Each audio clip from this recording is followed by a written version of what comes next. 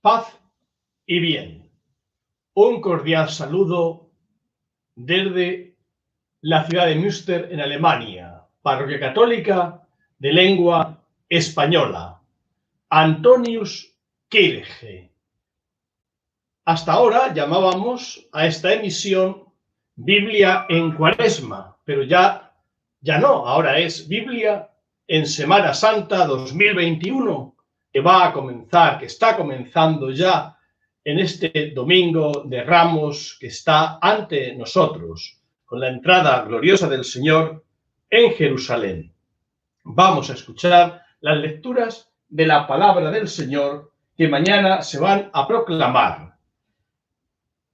Lectura del libro de Isaías, es decir, un profeta que habla en el nombre del Señor. Y en este caso, el profeta Isaías va a hablar con los mismos sentimientos, las ideas del Mesías, el Mesías futuro, el ungido, el Cristo que vendrá a salvar, el Rey de Israel, el que viene en el nombre del Señor y ante quien van a gritar: Hosanna, bendito el que viene en el nombre del Señor, el Rey de Israel, el Mesías, el ungido, el Cristo, tendría estos sentimientos profetizados por Isaías, iluminado por el Espíritu del Señor, siglos antes.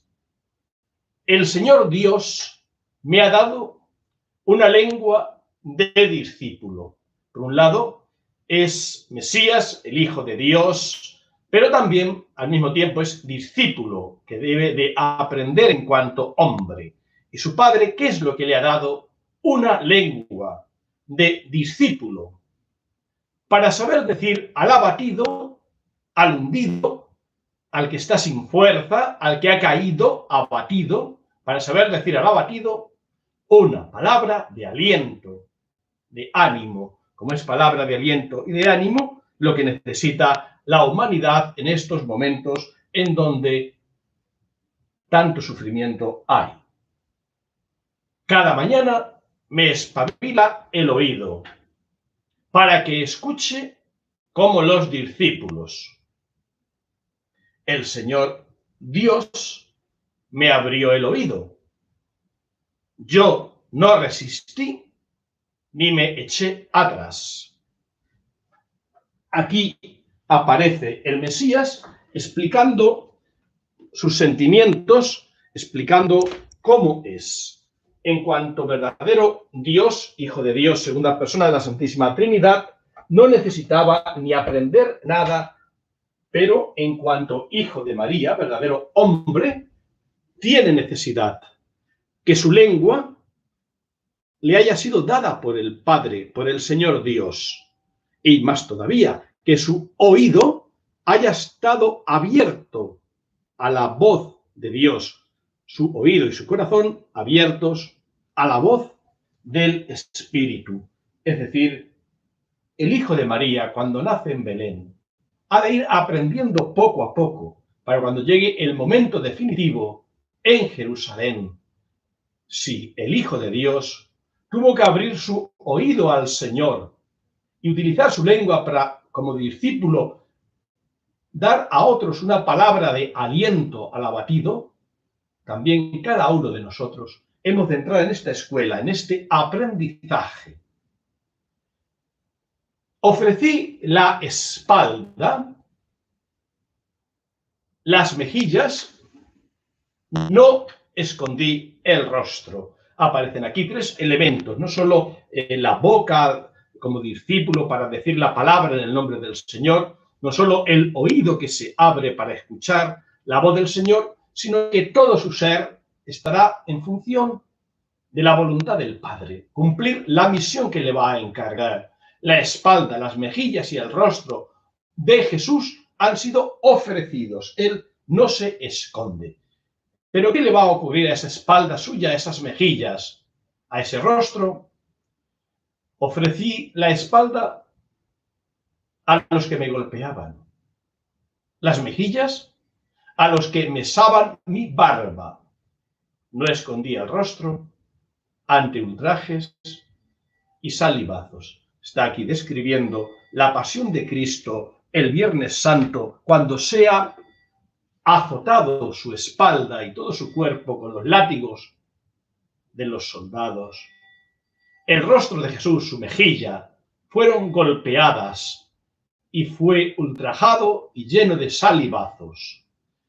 Ofrecí las mejillas a los que mesaban mi barba. El verbo mesar, de donde viene mesaban, es muy poco utilizado. Significa tirar de la barba o de los pelos, estrujar la barba, estrujar los pelos, es decir, hacerle sufrir y humillar. Esto que hicieron los soldados con Jesús, él tuvo que oírlo, aprenderlo y entenderlo poco a poco para cuando llegase el momento atravesar esa humillación con el Espíritu de Dios. El Señor me ayudaba. El Señor me ayuda. Por eso no sentía los ultrajes. Por eso endurecí el rostro como pedernal. Pedernal es una piedra dura. Endurecí el rostro como pedernal, es decir, no me acobardé. Jesús llegará a decirle al soldado que le golpea, ¿por qué me pegas? Es humilde, es sencillo, ama al enemigo, pone la otra mejilla, pero también sabe preguntar y decir, ¿por qué? ¿Por qué haces esto? ¿Por qué me pegas? ¿Por qué cometes esta injusticia? El Señor Dios me ayuda, por eso no sentía los ultrajes, por eso endurecía el rostro como pedernal, sabiendo que no quedaría defraudado. Palabra de Dios que alabamos, Señor. He remarcado ahí en color palabra de Dios, porque esto estaba anunciado por el profeta, iba a suceder, iba a ser sometido a los golpes, a los ultrajes, a los salivazos, sabiendo que no quedaría defraudado. Es la gran paradoja. El Mesías será débil, el Rey y Señor del universo será matado, va a sufrir. A través del profeta Isaías en los cánticos del siervo, se anunciaba que el Mesías en realidad no sería como equivocadamente esperaban, un Mesías violento, fuerte como el rey David, tantas veces le he dicho, como el rey David que con la piedra derribó al gigante Goliat, como el rey David que con su espada y su brazo fuerte golpeó y derrotó y mató a multitud de filisteos. Así esperaban que fuera el Mesías, el ungido, el enviado, el rey de Israel, el que echaría a los romanos o a todos aquellos que osaran intentar dominar el pueblo de Dios Israel.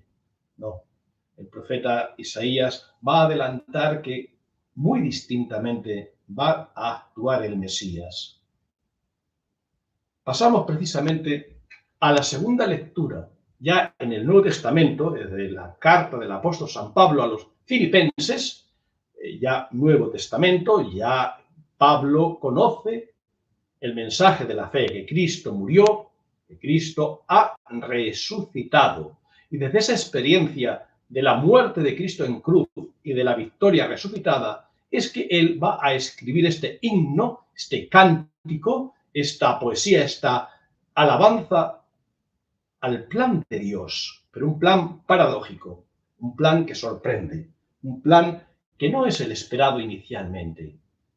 Cristo Jesús siendo de condición divina, es decir, no solo es el hijo de María, verdadero hombre, no solo aprende de José a trabajar en la carpintería de Nazaret, además es de condición divina.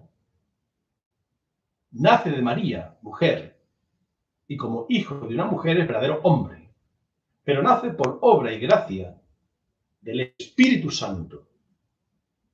Y por lo tanto, al mismo tiempo es el Hijo de Dios, de condición divina. Pues bien, este Cristo Jesús, siendo en su ser, en su esencia, era de condición divina, pero no retuvo ávidamente el ser igual a Dios.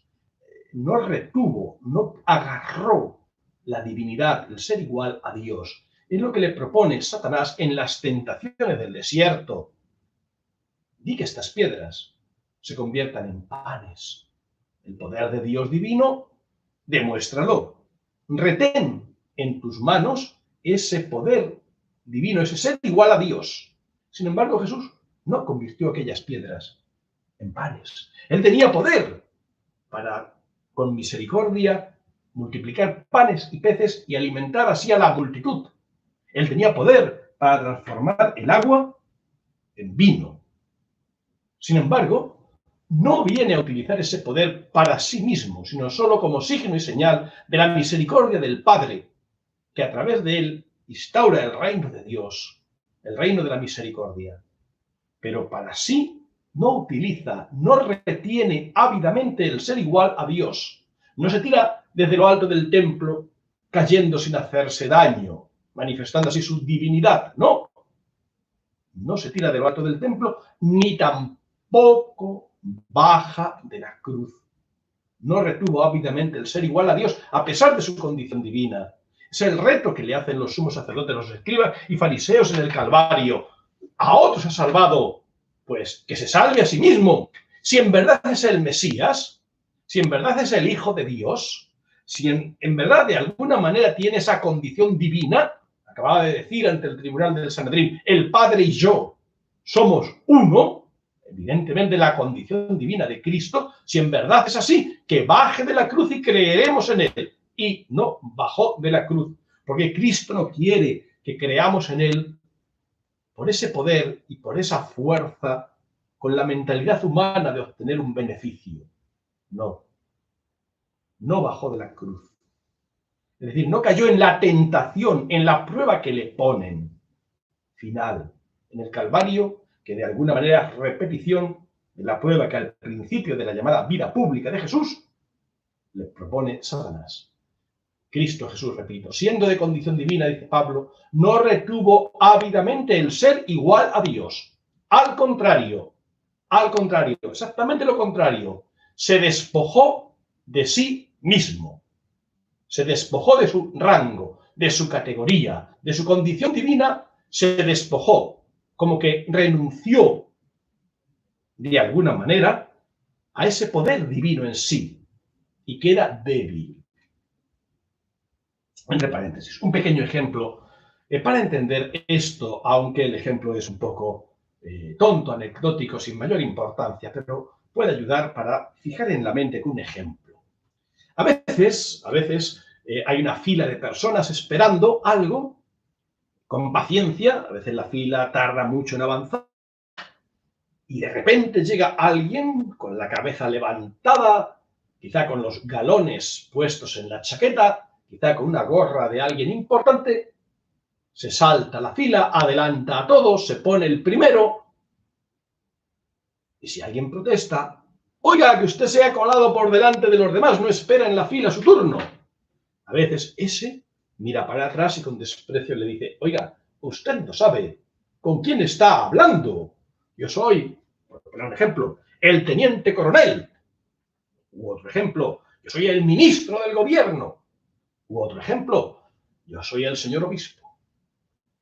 O el párroco.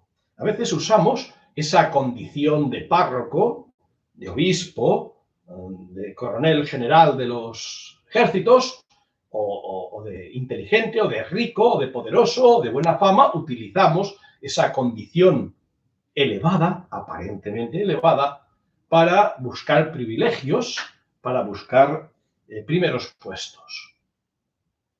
Cristo no. Exactamente al contrario, se despojó de sí mismo, se quitó, digamos, el resplandor de la divinidad. Sí, hubo resplandor de la divinidad cuando al nacer los ángeles iluminan la noche, cuando al nacer una estrella conduce a los magos, manifestando así la divinidad. También se manifiesta la divinidad cuando es capaz del templo niño, con 12 años, de dejar con la boca abierta a todos. También manifiesta su divinidad cuando en el bautismo en el río Jordán se abren los cielos y viene la voz que dice, este es mi hijo, el amado, el predilecto. También se manifiesta que tiene esa condición divina en el monte Tabor de la transfiguración. Nuevamente se abren los cielos, y luego la voz que dice: este es mi Hijo el amado, el predilecto, escuchadle. Realmente Cristo tiene esa condición divina y la manifiesta cuando convierte el agua en vino, multiplica panes y peces para alimentar a la multitud, cuando da la vista a los ciegos, cuando ante la tumba de su amigo Lázaro, que llevaba ya días enterrado, dice y grita: Lázaro, sal fuera. Y Lázaro volvió a vivir en este mundo. Ciertamente Cristo tiene condición divina. Y tanto es así que precisamente por eso le siguen, porque habían sacado a Lázaro de la muerte, le había devuelto a la vida, etc. Sin embargo, para sí mismo no retiene esa condición divina, ese ser igual a Dios. Al contrario, se despojó de sí mismo.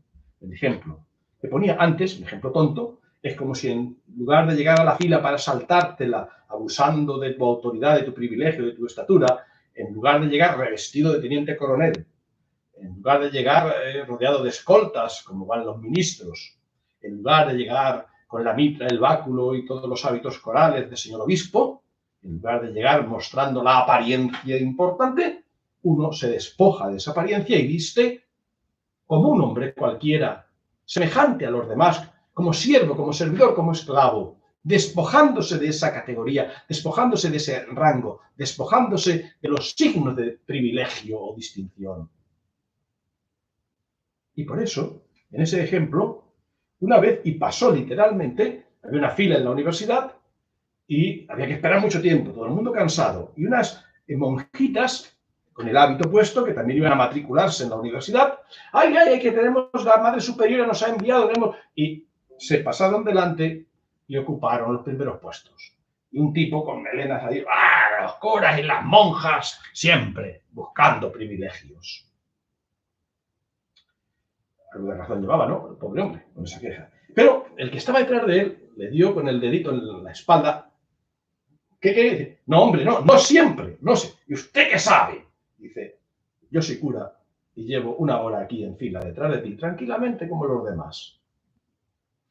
Repito, es un ejemplo muy tonto en comparación con el misterio que el apóstol San Pablo en la carta a los Filipenses explica, pero sin embargo quizás sirva para fijar en la mente, de manera anecdótica, qué significa la kenosis, palabra griega que significa la humillación, la humildad, la sencillez, el servicio, el rebajamiento de Cristo. En esta carta a los Filipenses, magníficamente explicado por San Pablo, Cristo Jesús se despojó de sí mismo, tomando la condición de esclavo, de siervo de todos. No he venido a ser servido, sino a servir y dar mi vida, dirá Jesús cuando lave los pies y no terminan de entender qué significa aquello. Precisamente era el trabajo que hacía el esclavo más pequeño, más débil, el menos inteligente, el menos preparado, el esclavo menos importante de la casa es el que lavaba los pies de los señores.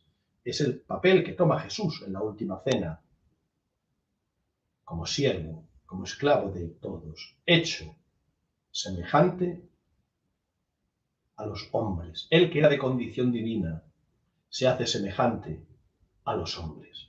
De condición divina es Cristo, y ahora, en esta Semana Santa, le vamos a ver a los hombres que con nosotros va a compartir el sepulcro.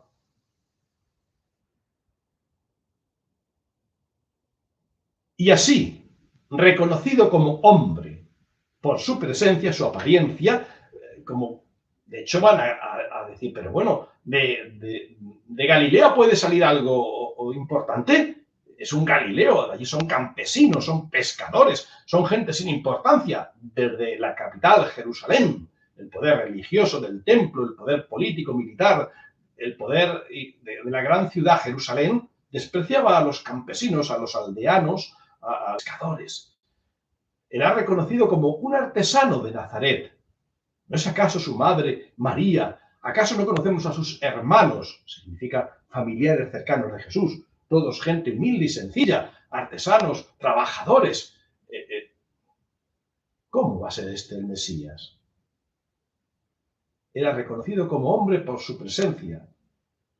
Evidentemente esa fue la perspectiva que tomaron los sumos sacerdotes, los escribas y fariseos, los que cerraron sus ojos a la verdadera condición de Jesús. Y así, reconocido como hombre por su presencia, se humilló, la kénosis, se rebajó a sí mismo hasta la muerte.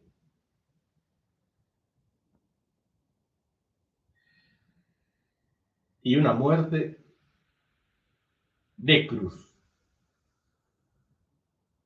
Muchas veces en estos últimos días, y quizá tantas veces en la iglesia hemos escuchado, hemos meditado en la crucifixión, en qué significa la muerte del Hijo de Dios.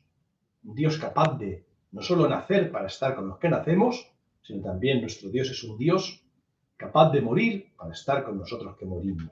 Pero es que además fue una muerte terrible, una muerte de cruz. Era un instrumento de tortura, no solo de ejecutar la sentencia de muerte.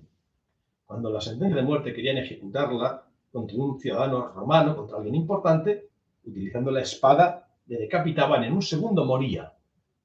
En cambio, cuando querían ejecutar la sentencia de muerte con un pobre, con un esclavo, con un gran rebelde, con alguien que era despreciado y quería ser machacado y humillado en público, le crucificaban y tardaba horas, y a veces más de un día, en morir, unas veces sujeto con clavos, otras veces tan solo atado con cuerdas. De una manera o de otra, no podía salir de allí. Y poco a poco, con una larga tortura, moría. Muerte de cruz. Pero ahora viene aquí la parte fundamental del tercer día. El apóstol Pablo, además de explicar todo lo anterior de la humillación de la kénosis, de quien era Dios que se hace hombre hasta el extremo de morir, dice, por eso Dios, por eso, porque se rebajó, porque obedeció, porque aunque había rezado, Padre, si es posible, aparta de mí este cáliz, supo añadir, pero no se cumpla mi voluntad, sino la tuya. Por eso Dios lo exaltó sobre todo. Lo exaltó significa lo levantó, lo elevó, lo levantó sobre todo, lo levantó del sepulcro, lo levantó de la muerte, lo exaltó a la vida eterna y gloriosa. Por eso Dios lo exaltó a Cristo Jesús el Mesías sobre todo. Y le concedió el nombre sobre todo nombre. El nombre es el título. El nombre indica la función, la finalidad, el destino de la persona, la esencia de la persona, y le concedió el nombre sobre todo nombre, de modo que al nombre de Jesús toda rodilla se doble, en el cielo, en la tierra, en el abismo, es decir, en todo, en todo. Y toda lengua proclame, toda lengua grite, Jesucristo es Señor, para gloria de Dios Padre. La palabra Señor aquí no significa solo un tratamiento de cortesía, el señor alcalde, el señor médico o el señor que vive enfrente, es usted un buen señor. Ciertamente la palabra Señor tiene un significado débil de un título de tratamiento al prójimo con respeto. Pero, aquí la palabra Señor en griego es Kyrios, César, el que tiene todo poder, el que tiene la fuerza. Jesucristo es el Kyrios, Jesucristo es el Señor, Jesucristo es el que ha dicho a Satanás, fuera, vete de aquí. Jesucristo es el Señor que ha vencido a la muerte. Jesucristo es el Señor que ha atravesado las tinieblas del sepulcro. Como Moisés atravesó las aguas del mar, abriéndolas para que el pueblo se salvase. Así Cristo Jesús atraviesa las tinieblas del sepulcro para que podamos seguirle y atravesar esa muerte llegando a la vida. Para gloria de Dios Padre, Jesucristo ha sido levantado y exaltado y a su nombre proclamamos para la gloria de Dios Padre, que es el Señor del universo. Palabra de Dios. Te alabamos, Señor. Pues ahora ya vamos a escuchar lo que será la lectura del comienzo de la celebración de mañana. Mañana se leen dos evangelios. Al principio que es la entrada de Jesús en Jerusalén. Domingo de Ramos, entrada triunfante y gloriosa del Señor Jesús en Jerusalén. Luego después, una vez que al comienzo de la celebración han bendecido los ramos, comienza propiamente la misa y vendría la primera lectura que antes hemos escuchado, el Salmo, la segunda lectura de San Pablo a los Filipenses que acabamos de ver y un segundo evangelio largo, que es la lectura de la pasión, muerte del Señor en la cruz.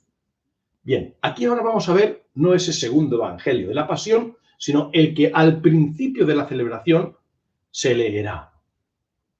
Evangelio según San Marcos, capítulo 11, versículos del 1, ahí está escrito del 1 al 1, me equivoqué, del 1 al 11, falta un 1 después al final. 1, 1, 1, 1, 1. Pues bien, Evangelio según San Marcos, capítulo 11, versículos del 1. Cuando se acercaban a Jerusalén por Betfagé y Betania, junto al monte de los Olivos, se acercaban a Jerusalén. ¿Por qué? Porque iban a la fiesta de la Pascua. Todo judío piadoso tenía que ir a visitar el templo de Jerusalén, a celebrar la Pascua allí cuando pudiera. Pues Jesús va a celebrar la Pascua, por eso va a Jerusalén. Poco antes había dicho: voy a Jerusalén. Y los apóstoles, que ya sospechaban que estaban en Jerusalén tramando la muerte de Jesús, que los poderosos del sumo sacerdote, el Sanedrín, los fariseos, los escribas, buscando de alguna manera también la colaboración de Herodes y la de Poncio Pilato, estaban planeando la muerte de Jesús y tienen miedo, le quieren retener, no quiere que Jesús vaya, pero Jesús se adelanta, se pone a caminar y uno de los apóstoles dice: vayamos también y muramos con él. Luego no quisieron morir porque le abandonaron y huyeron, pero en un primer momento acompañan a Jesús a Jerusalén, por Betfagé y Betania, junto al monte de los Olivos, una localización de por donde se iba acercando Jesús a Jerusalén. Mandó a 2 de sus discípulos, diciéndoles, y les va a dar como un encargo aparentemente sin mayor importancia, pero que contiene un tremendo simbolismo. El domingo llamamos de Ramos, que en muchos pueblos y ciudades se llama la procesión del asno, del borriquillo, la procesión del borriquillo.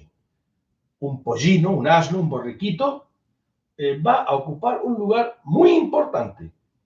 Animal humilde y sencillo, sí, pero al mismo tiempo con truco, con trampa, no con trampa, perdón, con un simbolismo doble.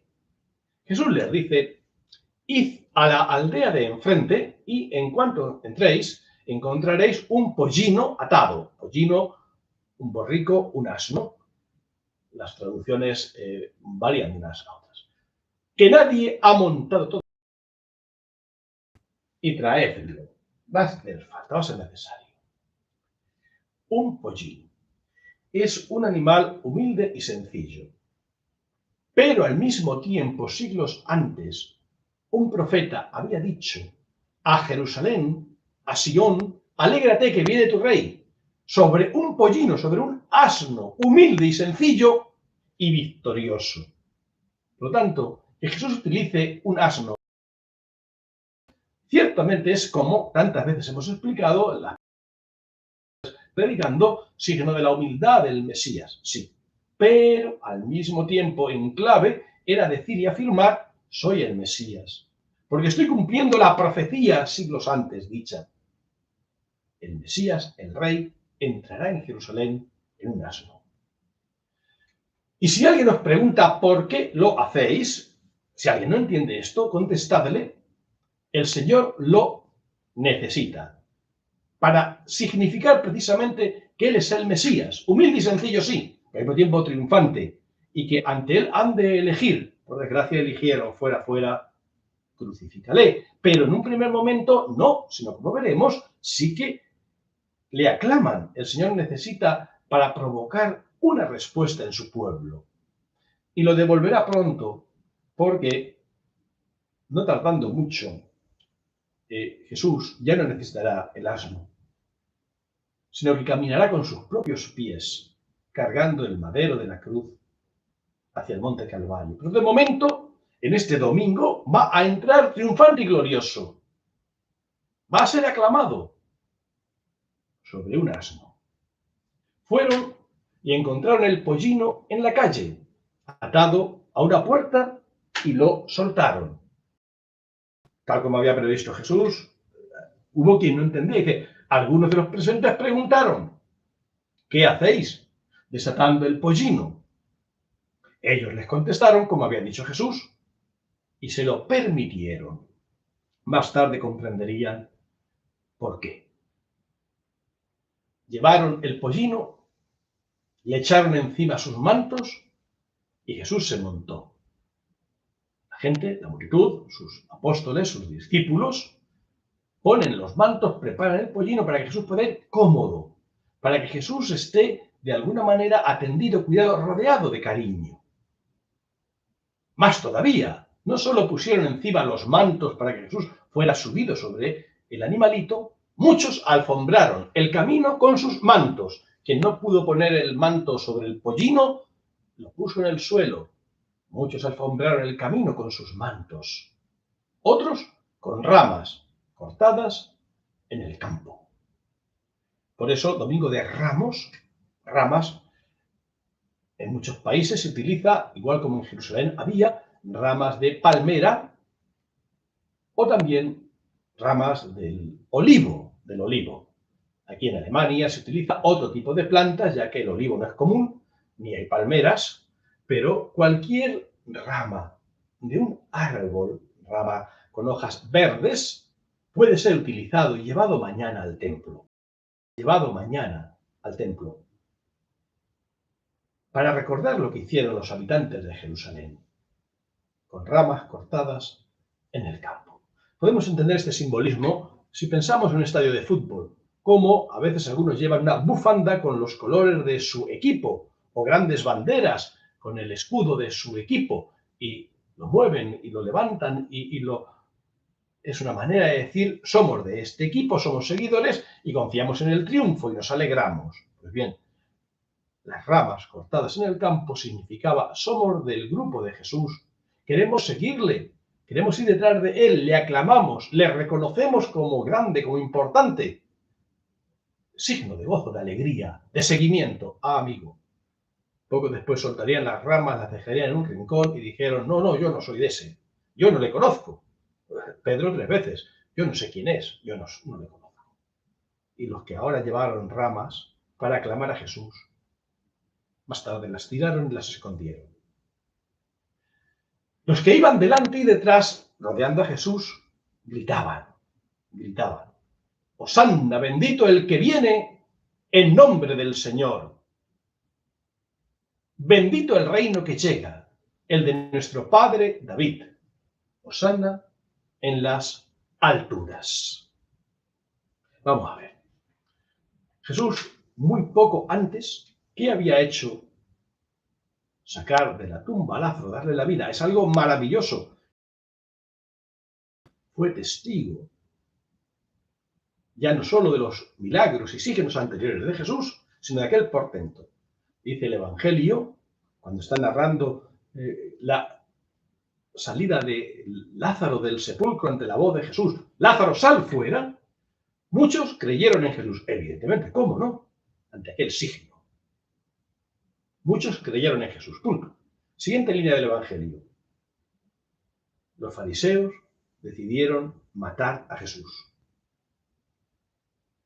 Los escribas, los fariseos, los letrados, la autoridad del templo de Jerusalén decidieron matar a Jesús. Cerraron sus ojos al signo de la divinidad de Cristo, cerraron sus ojos a la maravilla de que Lázaro hubiera recuperado la vida en este. Pero la multitud sigue a Jesús en este momento. Por eso, porque ha tenido poder, ha tenido fuerza. Ahora bien, esa multitud que le aclama, grita, Hosanna, bendito el que viene, bendito el reino que llega, Hosanna en las alturas, cuando en lugar de verle con poder, gloria y majestad, tal que en la resurrección de Lázaro, lo vean en debilidad, en humildad, en sencillez, clavado en el madero de la cruz, le abandonan, le dejan, huyen. Más todavía, antes incluso habrán gritado, fuera, fuera, crucifícale. Ambas palabras salieron probablemente de muchas mismas personas que el Domingo de Ramos dijeron esto. Qué voluble, qué cambiante es a veces la multitud. Y sobre todo, cuando tenemos lo que queremos, es fácil estar al lado. Cuando hay sol, cuando hay salud, cuando económicamente las cosas nos van bien, es fácil a veces ir al templo, rezar, estar con el Señor, etcétera, etcétera. Pero, ¿y cuando hay nubes y tormentas? ¿Y cuando falta la salud? ¿Y cuando la economía va fatal? ¿Y cuando en lugar de ver el poder sacando a Lázaro del sepulcro, más bien vemos exactamente lo contrario, que ese Jesús va a caer en el sepulcro?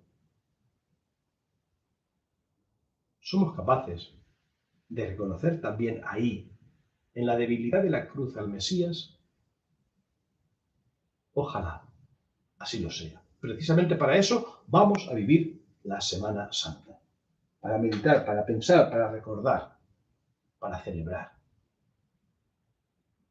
El reino que llega, gritaban.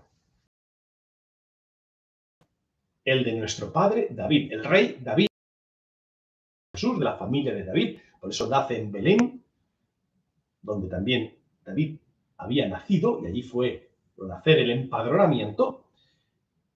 El reino era el cumplimiento de la promesa hecha a Abraham. Tantas veces lo he explicado. Sal de tu tierra y de tu familia, te daré una tierra que emana leche y miel, y haré de ti un gran pueblo. Eso es un reino, un gran pueblo, una multitud que vive en una tierra buena regalada por Dios, el reino de Dios, que va a empezar a construirse con el rey David, el rey Salomón, etc. Pero que pasa por momentos de debilidad en el momento histórico que llega Jesús, puesto que no tienen un rey propio, sino que allí gobiernan el nombre del rey de Roma, un rey extranjero, el César de Roma, en su nombre gobernando el poder militar, Poncio Pilato. No de frente a ese poder que de alguna manera como que desautoriza y derrumba la promesa de Dios, que venga el Mesías y que instaure el reino para que se cumpla la promesa hecha a Dios y que por lo tanto expulsemos a los romanos de aquí. El reino. Es rey, le dirán a Pilato para que condene a muerte a Jesús. Y Pilato pregunta, ¿tú eres rey? Jesús responde, yo soy rey, tú lo has dicho, pero mi reino no es de este mundo, no es como el reino del rey David, no es como el reino pensado por Abraham, Isaac, Jacob, los 12 hijos de Jacob y todo el pueblo de Israel, un reino terrestre en este mundo, un poder material, no, es el reino de la vida eterna, los cielos nuevos y la tierra nueva donde habitará la justicia, que dice el Apocalipsis, porque no habrá llanto, ni dolor, ni luto, porque este mundo habrá pasado y habrá llegado los mundos nuevos, el cielo nuevo, la recreación del Padre a través de la resurrección de su Hijo. Ojalá entendamos que el reino de Cristo y Cristo Rey tiene un significado muy diferente al que esperaban, o el mismo Pedro. Cuando Jesús dice, voy a Jerusalén, allí he de ser torturado, entregado en manos de los sumos sacerdotes, condenado, crucificado y muerto, y añade, y al tercer día resucitar, pero Pedro cuando oye todo eso de que va a morir entregado, no llega a escuchar bien la última, y al tercer día resucitar, eso ni lo escucha, ni lo entiende, ni nada. De alguna manera se cierra Jesús. Eso no puede ocurrirte a ti. No vamos a ir a Jerusalén a que tú mueras, no. Si vamos a Jerusalén es con las espadas a cortar orejas de quien pretenda decirnos algo. Bien que lo hizo el equivocado Pedro en el Huerto de los Olivos. No puede pasarte. Tú eres el Mesías, el rey de Israel, el que tiene que instaurar el poder de Dios en este mundo. Se equivocaban. Esperaban un reino que se impusiera en la tierra con las armas de la tierra. Y Jesús dirá a Pilato: mi reino no es de este mundo. San Pablo dirá que estamos en un combate para instaurar el reino de Dios, en un combate, pero que nuestro combate no son contra los poderes de este mundo, sino contra los espíritus infernales, del pecado y de la muerte de Satanás. Entró Jesús en Jerusalén, en donde iba a tener lugar el combate definitivo, en donde deberían haberle recibido como Mesías, y sin embargo gritarán, después de haberle recibido aquí, lo acabamos de leer como sí, Mesías, como rey, después gritarán, fuera, fuera, crucifícale. Entró Jesús en Jerusalén, sabiendo que entraba en la boca del lobo y lo que allí le esperaba. Más todavía, no solo en la ciudad santa, Jerusalén, en el núcleo fundamental, en el templo, en el lugar de encuentro con Dios. Ya sabemos lo que ocurre. Jesús expulsa a los vendedores del templo. Y Jesús dice, llegará un día en que no quedará piedra sobre piedra. Todo esto será demolido. ¿No entienden? ¿Cómo? El templo de Dios, el lugar de encuentro con Dios, tú dices que se va a destruir. ¿Cómo? ¿Qué? No entienden que el verdadero templo es el cuerpo de Cristo. Jesús entra en Jerusalén en el templo de piedra, pero él quiere construir un templo de carne y sangre, con su vida sacrificada en la cruz, y que, invitados por él, entremos a formar parte de la construcción del templo de Dios, siendo cada uno de nosotros piedras vivas junto a Jesús. Entró Jesús en Jerusalén, triunfante y glorioso. Mañana, domingo de Ramos, lo vamos a celebrar. Entró en el templo y lo estuvo observando todo. A los vendedores de ovejas, de palomas, de bueyes, a los cambistas de monedas. Se llenó de santa ira y los expulsó. Jesús observa la religión de Israel, y también la nuestra. Y a veces Jesús necesita tomar el látigo y expulsar la hipocresía, la falsedad. Jesús lo estuvo observando todo. Y como era ya tarde, salió hacia Betania con los 12. Palabra del Señor. Gloria a ti, Señor Jesús. Evidentemente, muchísimas más cosas se podrían seguir explicando de la Semana Santa, de la Pasión, del Domingo de Ramos, pero por ahora vale, basta ya. Mañana, a las 11:30, en Euskirche comienza la celebración. Padre Ludwig nos va a ayudar, puesto que yo tendré que viajar a Bohol y a Boch para celebrar allí también el Domingo de Ramos. En Bohol a las 12 de la mañana y en Goch a las 4 de la tarde. Domingo de Ramos, mañana. Y si alguien no puede participar presencialmente en el templo, quizá por aquí, por internet, lo podéis ver, o por televisión, la celebración de Roma en el Vaticano o de cualquier otro sitio, pero presencialmente en el templo, o a través de una pantalla, por favor, mañana, entremos y acompañemos a Jesús en Jerusalén. Paz y bien desde Antoniuskirche, parroquia católica de lengua española en la ciudad de Münster, Alemania.